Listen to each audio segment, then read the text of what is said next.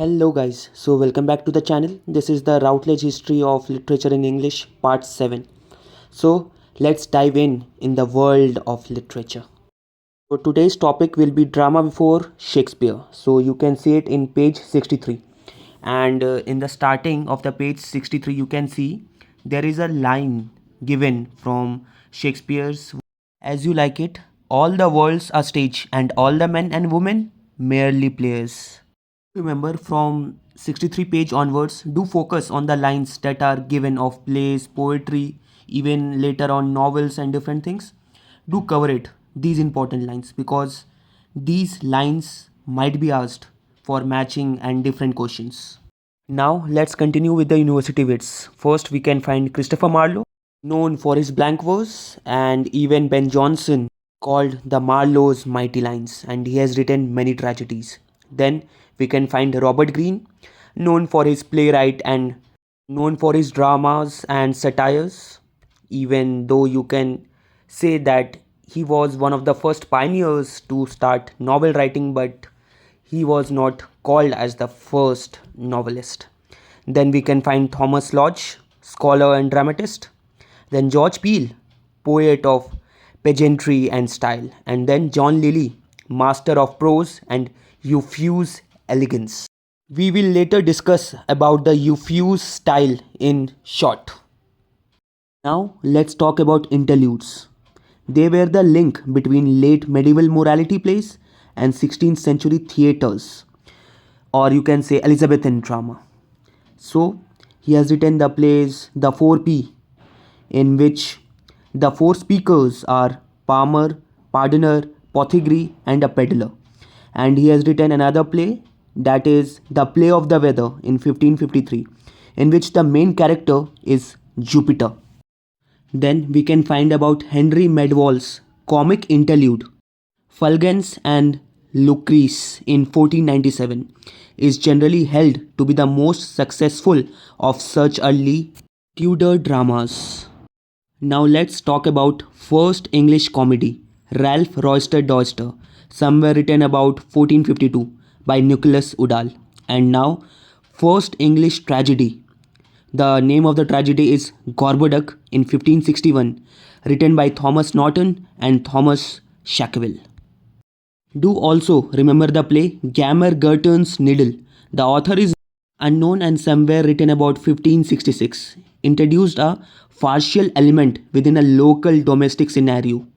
Now, some of you were thinking that why I haven't mentioned about Thomas Kidd in the university wits. So in Routledge book, you can see that they have mentioned only about Oxford and Cambridge scholars, not about Thomas Kidd. Generally, people do consider Thomas Kidd as the part of university wit. So he has written the Spanish tragedy. So the influence behind is of Seneca, because he was the first to start revenge tragedy, and Thomas Kidd is considered as the first to start the English revenge tragedy. You can also call him the father of English revenge tragedy. The Spanish tragedy was written in 1592, and the main hero is Hieronimo, and he makes many long speeches questioning and justifying his actions. At the end of the play, he memorably bites out his tongue as part of a climax of bloodshed, which will come to be typical of the tragedy of revenge. We can find about the Marlowean hero. These are the heroes written by Christopher Marlowe because they were ambitious, passionate, larger than life. We can take example from Dr. Faustus. There are many important lines given from the plays of Christopher Marlowe. Do read it and go through it. There are few important actors. Do remember their names, like Richard Burbage or William Kemp or Edward Allen. These are like famous. Okay, and do also remember that Shakespeare's company, the Lord Chamberlain's Men, subsequently the King's Men, continued until the theatres closed in 1642. Now, before talking about John Lilly, in page 70, the Renaissance prose, you will find the line of the essay of Truth by Sir Francis Bacon. What is truth? Said jesting Pilate, and would not stay for an answer. Do remember, these are the important lines that might come in the exam. Now, John Lilly's Euphues, 1578 to 1580, around somewhere, this work. And the Euphues style means writing with bombastic language or like flowery style, okay, with that elegance. You can read the paragraph that is given there in the page 70. Francis Bacon, who perfected the essay form in English on the French model of Montaigne, who is considered as the father of essay. And Francis Bacon is considered as the father of English essay. He has written many works, and some of those are The Advancement of Learning, in which a very famous line is given: if a man will begin with certainties, he shall end in doubts, but if he will be content to begin with doubts, he shall end in certainties. Do remember, these are the important lines. He has written of death, of revenge, of studies, of adversity, of marriage and single life, and of friendship, and many other works. He has also written Novem Organum and many other famous works.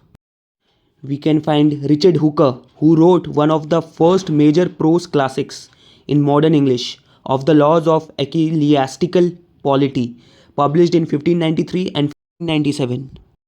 This work is a broad minded and tolerant defense of Anglicanism against Puritan attacks. And part of what Hooker aimed to do in his writing was to answer a series of anonymous pamphlets known as the Marprelate Tracts.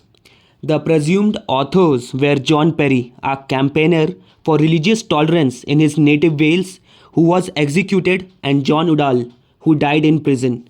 There is also the book named The Governor in 1531 by Sir Thomas Eliot, and then The Girl's Hornbook in 1609 by Thomas Dekker. And there is also a famous work of him, The Shoemaker's Holiday. Then comes Sir Thomas More's Utopia in 1516, written in Latin. So, the Greek meaning of utopia is no place, somewhere which is very much imaginary. And in either case, utopia is an account of a journey which had enormous influence on subsequent fiction like Robinson Crusoe, Gulliver's Travels, Brave New World, 1984, Lord of Flies, and many others. Then comes Richard Hakluyt, who is known for his voyages. He has written the work A Discourse Concerning the Western Planting in 1584, in which he supported Walter Raleigh's plan to colonize Virginia. Hakluyt's work and influence was continued by the man who had become his assistant, Samuel Purchas, who in turn published accounts of voyages to countries as distant as China and Japan. The Romantic poet Coleridge said he was reading Purchas when he became inspired to write of Xanadu in Kubla Khan. The description of El Dorado as a kind of New World Eden appears in The Discovery of Guyana by Sir Walter Raleigh, published in 1596. And he has also written History of the World in 1614.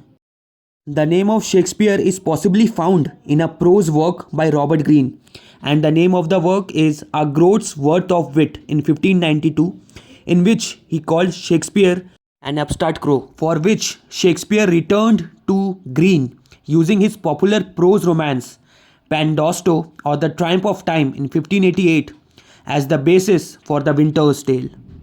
Thomas Nash is of major importance in the history of narrative. He has written The Unfortunate Traveller in 1594, which the author himself described as being a clean different vein from other my former courses of writing. These former courses of writing were criticisms of contemporary fashions in writing, such as The Anatomy of Absurdity in 1589 and Piers Penniless in 1592, which engaged in the religious controversy of the time. The Unfortunate Traveller or The Life of Jack Wilton does something quite different. It is a mixture of genres and styles, from picaresque to mock historical, from parody to character comedy. Thomas Nash also wrote The Terrors of the Night in 1594, is surprisingly modern, part gothic fantasy, part treatise on dreams, nightmares, and appreciations.